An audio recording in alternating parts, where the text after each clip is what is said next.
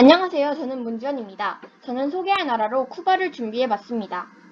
먼저 목차를 알아보겠습니다. 첫 번째로는 소개하는 이유와 쿠바에 대한 것들, 그리고 자연환경을 소개하겠습니다.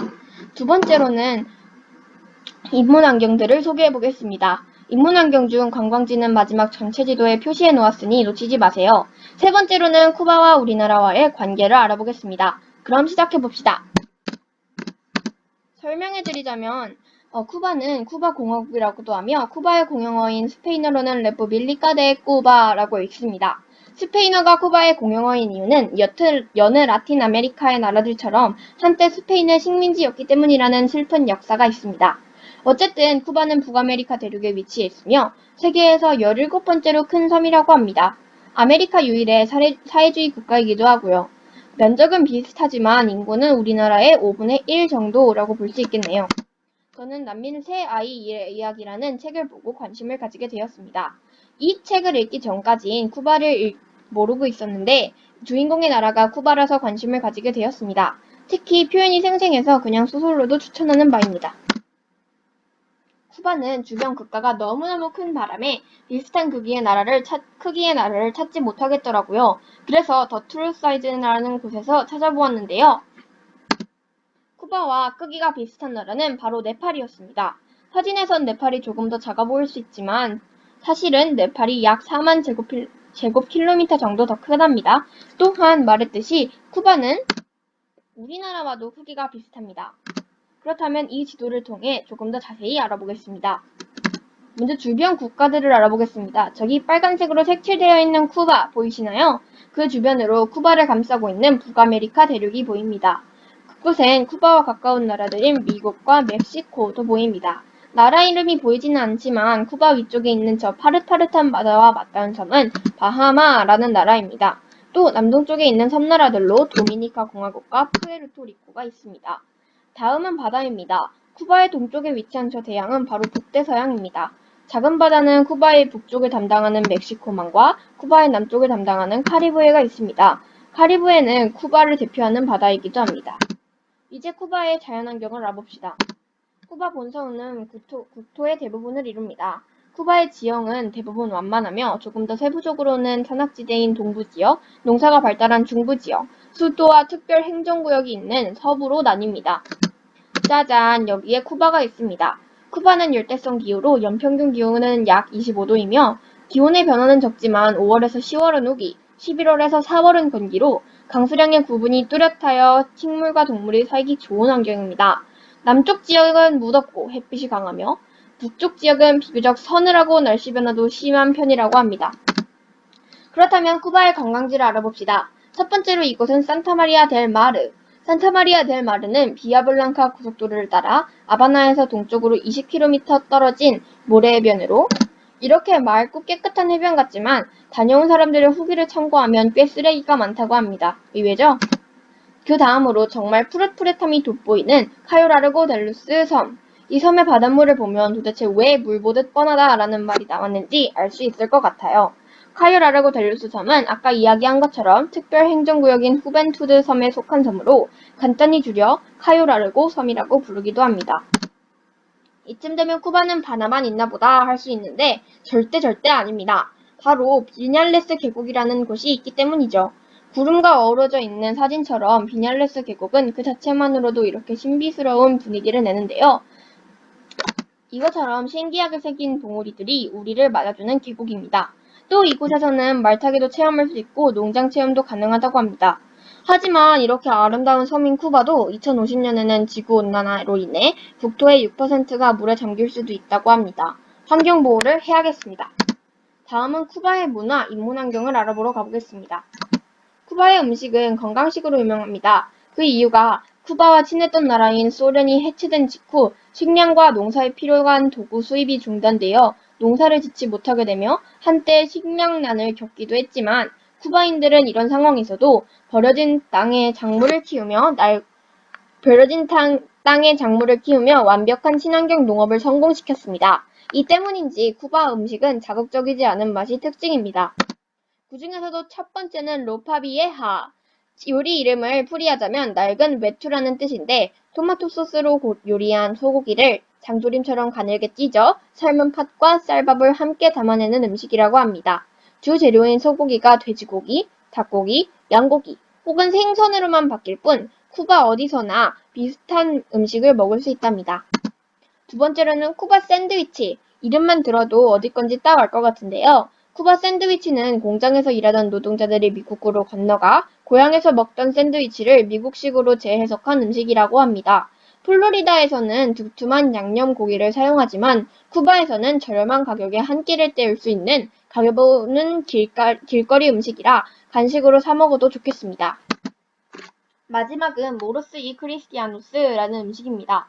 모로스 이 크리스티아노스는 무어인과 크리스천이라는 말인데 무어인은 피부색이 어두운 편이라 검은 콩을, 크리스천은 대부분 백인이었기에 큰 쌀을 의미한다고 합니다. 특이한 이름인 것 같습니다. 어쨌든 이 모로스 이 크리스티아노스는 쿠바의 전통적인 요리로 육수와 쌀을 부어 끓여냅니다. 스페인 전통 음식 빠에야의 쿠바 버전으로도 볼 수 있다네요. 개인적인 생각으로는 들깨를 넣은 감자 수제비나 까르보나라 떡볶이 같다고 생각했습니다. 그리고 쌀과 육수를 함께 섞어 끓여낸다고 하니 약간 고향의 맛이 날 수 있을 것 같습니다. 이번에는 쿠바의 교통을 알아보겠습니다. 쿠바는 도로망이 잘 갖춰져 있으나 연료의 공급이 원활하지 않아 대중교통수단이 많지 않습니다. 그래서 쿠바는 자동차 함께 타기를 적극적으로 권하고 종종 공무원이 도로에서 지나가는 차를 세워 같은 방향의 사람들을 태우는 모습을 볼 수 있다고 합니다.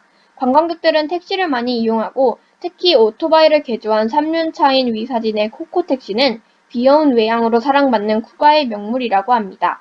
또한 쿠바에서는 매연을 뽑으며 돌아다니는 오래된 자동차들도 쉽게 볼 수 있는데 모두 1950년에 생산된 미국산 자동차들로 이 올드카들이 지금도 남아있는 이유는 1950년대쯤 경제 봉쇄로 부족해진 차를 계속 고쳤었기 때문입니다.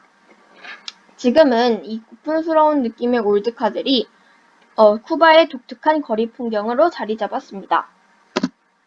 쿠바에서 가장 인기가 많은 운동은 야구입니다. 위 사진처럼 마을 공터마다 긴 막대기를 들고 야구를 즐기는 아이들은 쿠바에서 흔히 볼 수 있는 풍경이며 해마다 11월 중순부터 3월 전국 야구리그가 열리는 시즌에는 각 도시마다 열광적으로 응원하는 팬들을 볼 수 있다고 합니다. 우리나라와는 다르게 프로야구리그가 없어서 실력이 뛰어난 선수들도 다른 나라의 선수들처럼 많은 돈을 벌 순 없지만 쿠바 국가대표팀은 세계대회에서 매번 강력한 우승 후보로 뽑히며 선수들 모두 나라를 대표하여 경기에 나가는 것을 큰 명예로 생각한다고 합니다.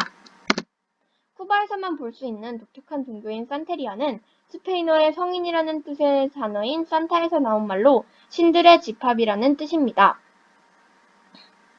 신들의 집합이라는 뜻이고 스페인 정부가 아프리카 흑인들의 종교를 탄압하자 흑인 노예의 대다수를 차지한 요르바족이 자신들의 부족신을 가톨릭 성인의 모습으로 바꾼 것이 산테리아의 시작이라고 합니다.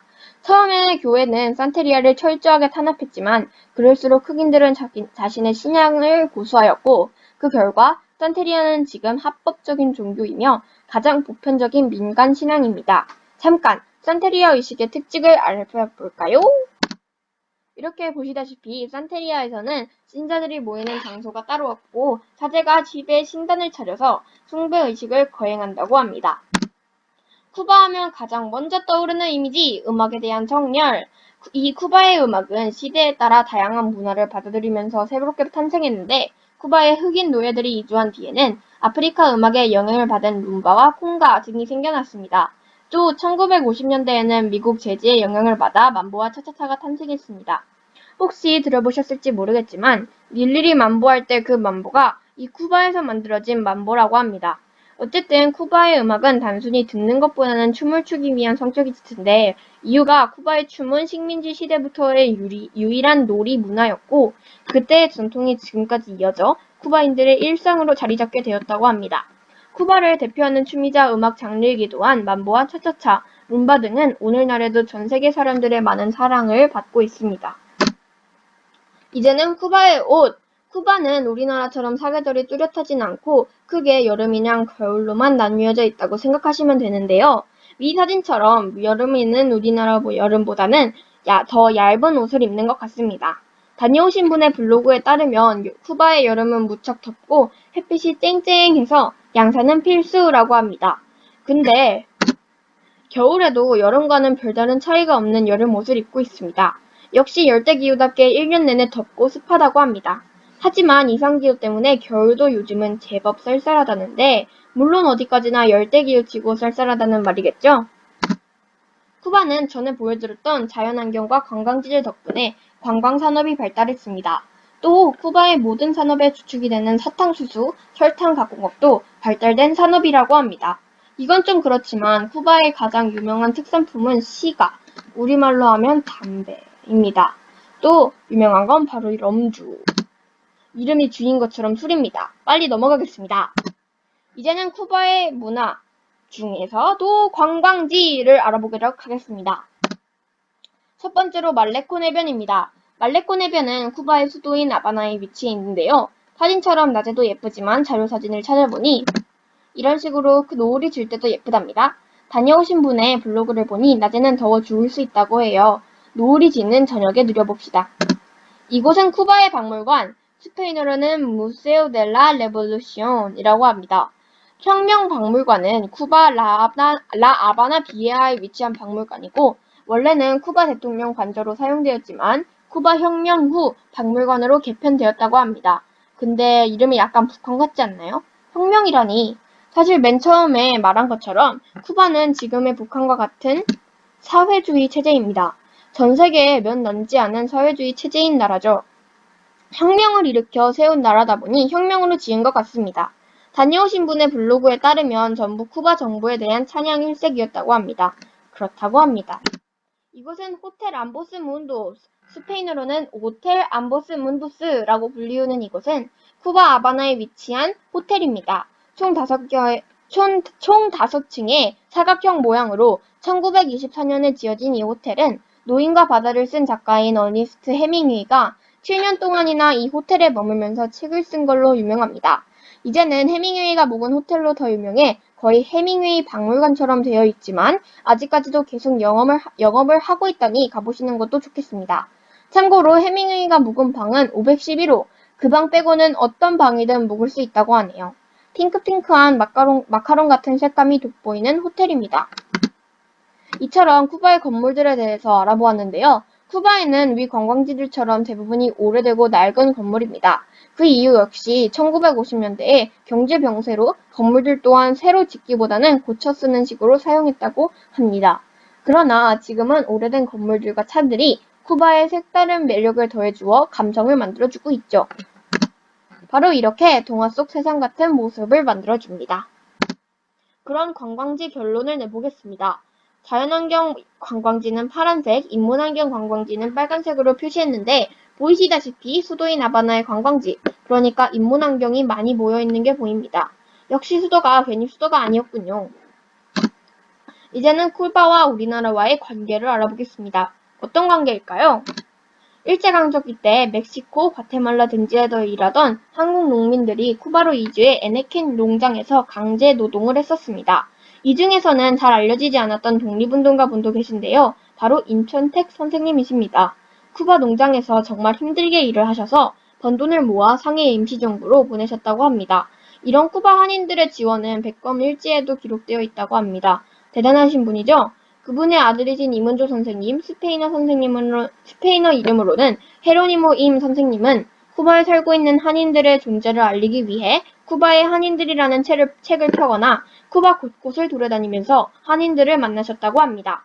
안타깝게도 쿠바 정부의 허락이 내려지지 않아서 헤로니모 임 선생님이 만드시려고 했던 쿠바의 한인회는 아직 없지만 거의 지구 반대편까지 한국인이 살고 있다는 게 놀라웠던 것 같습니다.